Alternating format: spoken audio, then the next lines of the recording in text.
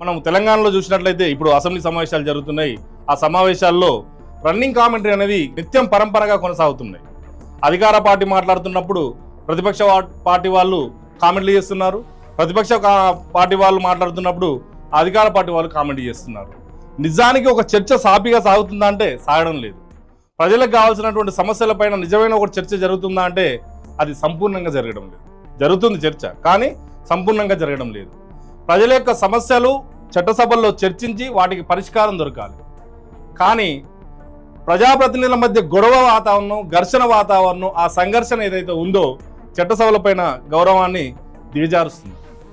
ఈరోజు చూడండి, తెలంగాణ అసెంబ్లీలో జరిగినటువంటి విషయం ఏదైతే ఉందో అది పాడి కౌశిక్ రెడ్డి కడియం శ్రీహరి మాట్లాడుతున్నప్పుడు చేసినటువంటి కామెంటు వివాదాస్పదంగా మారింది.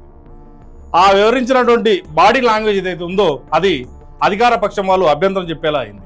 అది ఎంతవరకు దారి తీసిందంటే